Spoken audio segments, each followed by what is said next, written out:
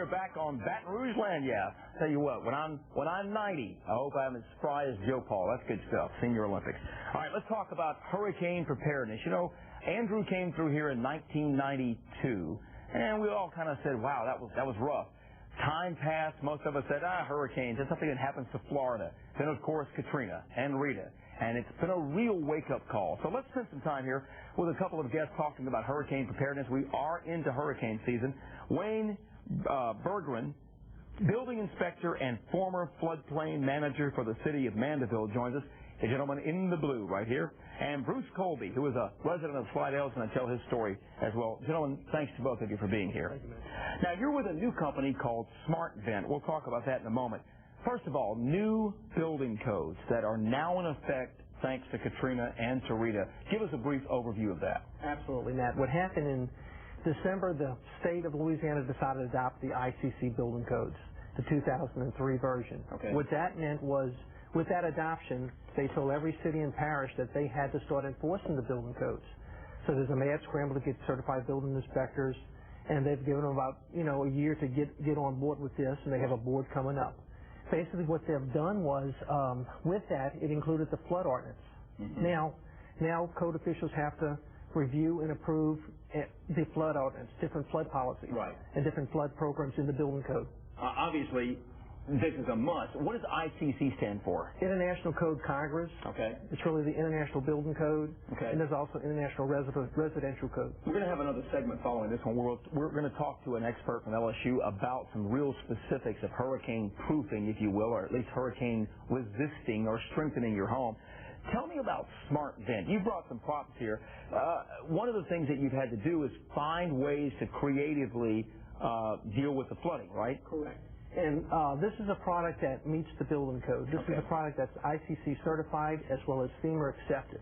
What the product does, in essence, is, and if you're in an A flood zone and you have a garage that's enclosed below the base flood, you can have enclosures below the base flood. However, you have to have, because of the new building code, a product like Smart Vent, which allows water to come in during a flood event so that the hydrostatic pressure does not push the walls in and cause major damage. While you're picking that up, now Bruce, you're a Slidell resident, right? Yes. You had this on your garage, and you didn't suffer implosion of walls and things, correct? No, the windows were fine, the garage door was fine, my side door was fine. My garage is lower than my house, so I had to install these flood vents to get a better rate on my flood insurance. Mm-hmm. And how long ago did you do that?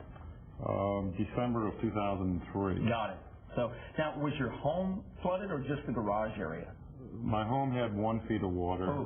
The garage had 4 feet. And I think at 4 feet, if I would not have had the flood vents, I think I could have suffered the garage door damage and window damage. Bottom line is, it's unfortunate what happened, but you're able to bounce back from it much easier thanks to this. Yes, it saves some damage for my home. So explain how it works. Basically, it's a product you put 1 foot up off the average grade. Okay. It's rodent proof so that rodents can't just push their way in. But what happens is there's a buoyancy little factor in there that once the water comes up, it springs and it floats and allows the water to actually come through, pass through. There's a 3-inch sphere that needs to pass through, Matt, and what happens, it passes through, and so that the water does not, push the walls in. And then when they exit, it opens the other way, allowing the water to come back out. Right. And it's really basically it's FEMA approved and ICC certified.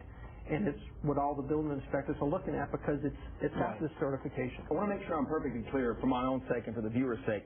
So this doesn't prevent water from coming in. It actually allows the water to come in, but in so doing, it equalizes the pressure so that there's no structural damage from the pressure of the water, correct? Exactly. Got it. Okay. Exactly. Well, Bruce, first of all, sorry for your loss.